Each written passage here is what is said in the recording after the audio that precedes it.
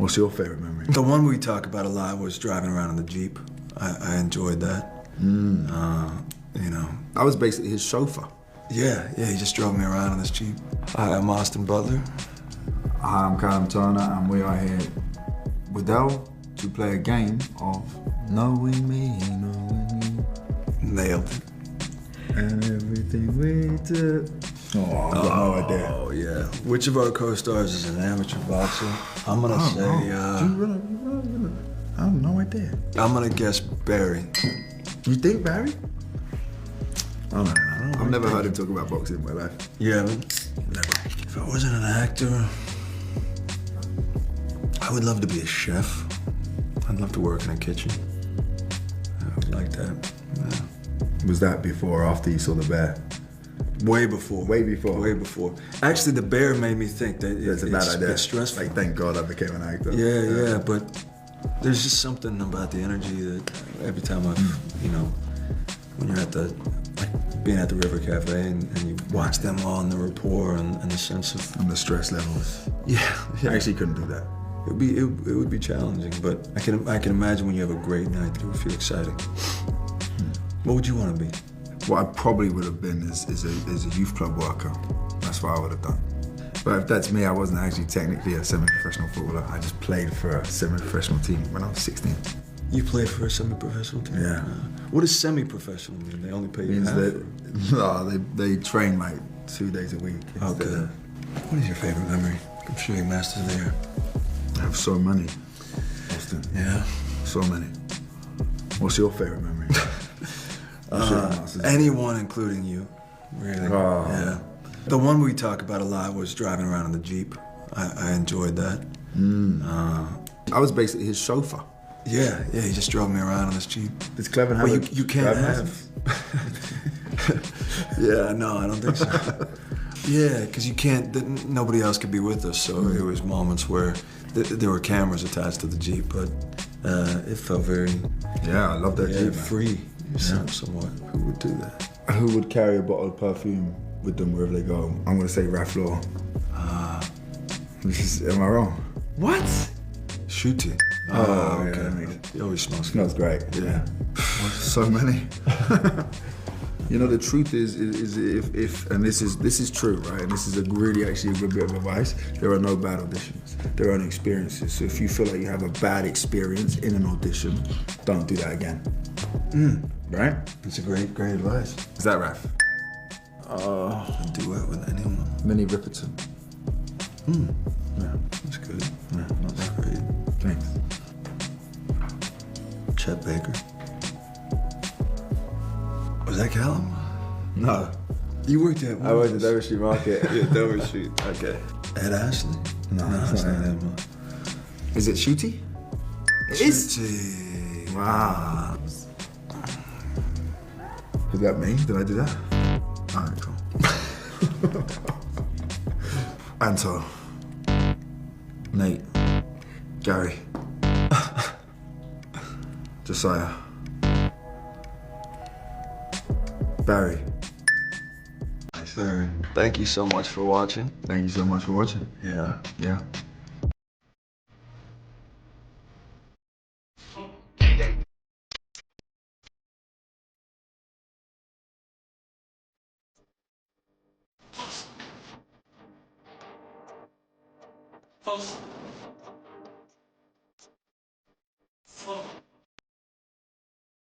Slowly chip away at things that were making me very nervous. And I sort of threw myself in the deep end very early on, so by the time that I got there, I was terrified before walking out on stage. But once I was on stage, it actually became some of my favorite days on set because it becomes like this out-of-body experience where you feel the music and you're with the audience, and it just is some of the greatest feelings. I loved it. I've been trying to think about that one because I think one quality is I sort of disappeared for a while and wasn't recorded much for years. And so some of the last interviews I was in my mid-20s and now I'm 30. So I think my voice probably naturally is maturing, but I think as well, there's little bits that I notice that it becomes like habits in your mouth. You know, you get these muscular habits, and so yeah, I don't know. Yeah, well, so for me, it was doing the first performance, which was 68 Special, because that yeah, that was a moment where I had many moments during the year and a half that I was preparing where I felt really locked into his essence. But the moment of truth is when you have to get in front of the camera, and so I didn't know what was going to happen, and I felt like my career was on the line, my life was on the line, and I was so nervous beforehand. I was in the dressing room before I walked out, and it dawned on me that Elvis, his career was on the line. His life felt like it was on the line. He had the same feeling of nerves, I'm sure, and so when I went out there, I wasn't trying to push all that away. Instead, I just could use that. And when I was on stage and I looked down at the leather on my arms and at the audience and the microphone in my hand, and it was an out of body experience because I just felt like I was looking out of his eyes, seeing what he was seeing. But in this moment, as though it was happening for the first time, and it transcended what I thought that would feel like. And from that moment, then even though I didn't sleep much the entire production because I felt the weight of it, but I at that point knew, oh, I know we can get there, you know. So that felt. Namaste. I thankfully it was a lot. I mean, we had 2 years where I didn't do anything else, and I mean, I always try to abridge this part of it, and then I have things afterwards where I'm like, oh yeah, and I did that. I had a karate instructor and many singing coaches and dialect coaches and my incredible movement coach Polly Bennett and with Polly, I mean, we did everything from tap dancing, swing dancing, studied all the influences that Elvis had. So watching Little Richard and studying his movements, and Baz and I went down to a gospel church and got to experience what it feels like when you're moved by the spirit of spiritual music in that way. And that was really informative because Elvis never had choreography. It was about the music moving him. So for me, I then always knew that if I wasn't feeling the feeling I felt in that church, then I wasn't feeling it. Then I was off. You know. So yeah, it was a year and a half before I started shooting. I'm just experimenting with everything. I try to think about that. They each had their own challenges because we were filming out of sequence. Initially, I remember when we very first met, we had this romantic idea that we could somehow film it in chronological order, and I thought, well, okay, so then maybe I'll be able to take a break and gain the weight, and that's kind of how I imagined that we would be able to do it. And then with the COVID of it all and scheduling everything, so we would be switching back and forth. So some days I'm in 72, the next I'm in 56. Wow. And it's the challenge of having to ground yourself in where he is emotionally, spiritually, physically, vocally at every one of those periods. So there's not just one. I mean, there's certain moments that were more challenging maybe than others, but it's kind of how it all fit together. That is amazing.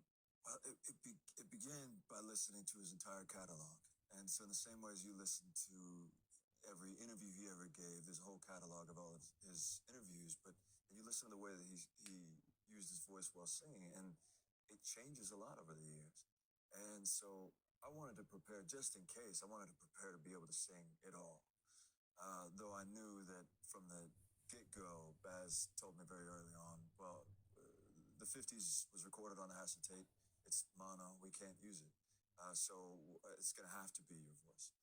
So that I felt, that would wake me up in the morning at 3 in the morning. And I would have a certain song that I knew I needed to work on, and I would listen to 3 seconds of it and just hear how he hit a certain note and just practice it a million times and record myself, listen back and figure out what sounds different. And then you sort of just piece that together for the whole thing. And so it was a lot of obsession. Okay. I mean, I think back to the first time that I met him. I was telling this story the other day how it's the thing of meeting your heroes where you don't know if you're going to be able to get past the fact that this is Tom Hanks. I feel like he's a part of my family because the amount of times he's been on my TV as a kid, and all throughout my life. I mean, he's one of the greatest actors of all time. And so the very first time I met him was in Baz's backyard, and he gives me this giant hug, and then he quickly broke down any of those barriers, and he said, I was at the studio earlier and I was trying to choose which door I was going to throw up outside of the first week. I said, why, are you scared? And he goes, yeah. I go, you're scared? I'm terrified. And then from that moment, then I thought, oh, Tom Hanks feels fear. You know, Tom Hanks cares in that same way. And so then we were colleagues. And then we did things like when he first arrived, he very generously gave me a typewriter. And with this typewriter came this letter that he had written from Colonel Tom Parker. And he says, on this machine, we can now communicate. So I typed him back a letter as Elvis. And it became this way I've never rehearsed before, which is putting the mind of a human being onto the page and then sending it. And so then we sent these letters back and forth. I have a whole stack of them now. And that was an amazing way to sort of build backstory and richness. Yeah. And then we also, we just had the best time. It was incredible. Unbelievable. Oh.